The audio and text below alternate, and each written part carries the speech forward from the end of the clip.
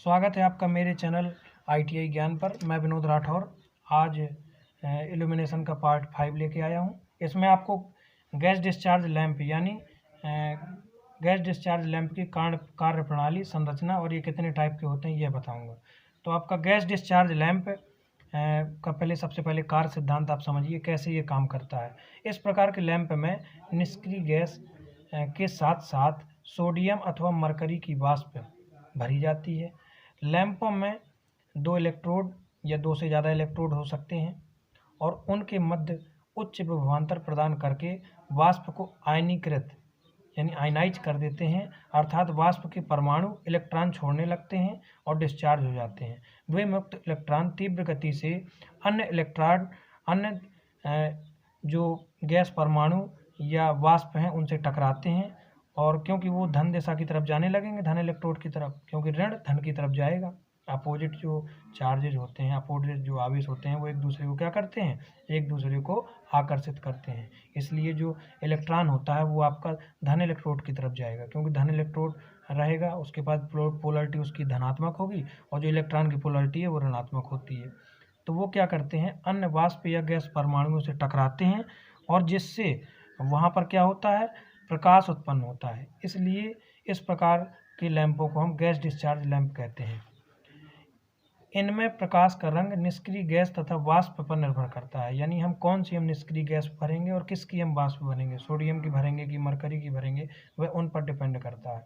तो ये जो लैंप है मेनली 2 प्रकार के होते हैं। पहला आपका होता है सोडियम वेपर लैंप। यह लैंप जो सोडियम वेपर लैंप है, इसको सबसे पहले इसकी हम संरचना पढ़ेंगे, फिर हम आगे बढ़ेंगे। ये आपके सामने एक चित्र बना हुआ है, सोडियम वेपर लैंप का है। तो सोडियम वेपर लैंप जो होता है, ये आपका यहाँ से AC सप्लाई दी हुई है और इसके बाद क्या है कि ये कैपेसिटर लगा हुआ है ताकि पावर फैक्टर को संशोधित करे। ये आपका हाई रिएक्टेंस की चोक है, या आपका ट्रांसफार्मर भी हम उसको कह सकते हैं। चोक का मतलब है कि जिसका जो प्रतिघात है वो छोटा है लेकिन इसका प्रतिरोध कम होता है। हाई रिएक्टेंस व लो रेजिस्टेंस वाली जो डिवाइस होती है उसी को हम चोक कहते हैं। इसका चोक का कार्य होता है आपका करंट को क्या करना, लिमिट करना और वोल्टेज को स्टेबलाइज करना, बढ़ाना।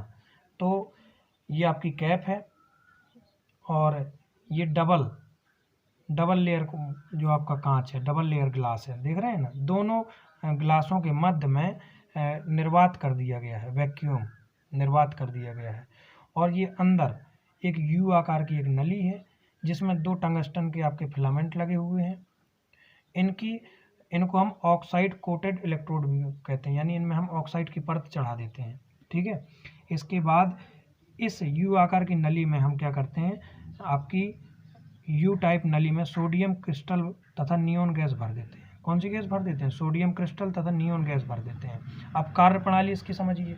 जब हम AC सप्लाई देंगे तो ये 230 वोल्टेज या 220 वोल्टेज इसको दी जाएगी सिंगल फेज में, और ये जो चोक लगी है, हाई रिएक्टेंस का ट्रांसफार्मर लगा हुआ है, ये चोक लगी हुई है, ये उसको बढ़ा देगी और बढ़ा करके 380 450 वोल्टेज या उससे ज़्यादा भी कर सकता है। ठीक है। करके वो क्या करेगी, हाई वोल्टेज इन जो इलेक्ट्रोड हैं, इन इलेक्ट्रोडों को देंगी। तो ये इलेक्ट्रोड क्या करेंगे, गर्म होंगे। जब ये इलेक्ट्रोड गर्म होंगे तो आपका जो सोडियम की वाष्प है वो क्या होगी, पिघल जाएगी, आयनाइज हो जाएगी। जब आयनाइज हो जाएगी प्लस नियोन गैस भी इसमें भरी हुई है, तो ये जो वाष्प है पिघल करके जो इलेक्ट्रॉन हैं वो क्या करेंगे, धन इलेक्ट्रोड की तरफ जाने लगेंगे।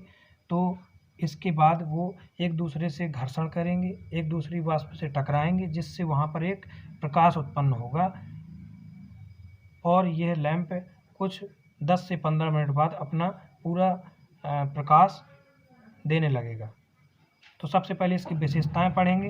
तो विशेषताओं में आते हैं, तो यह लैंप 10 से 15 मिनट बाद पूरी चमक देता है, सोडियम वेपर लैंप। इसकी दक्षता उच्च होती है, उच्च का मतलब 40 ल्यूमेन प्रति वाट होती है। वहीं हम उद्दीप्त लैंप को जब हम पढ़ रहे थे तो वहाँ आपकी 8 से 10 ल्यूमेन प्रति वाट थी। यह इनकैंडेसेंट लैंप को हम पढ़ रहे थे।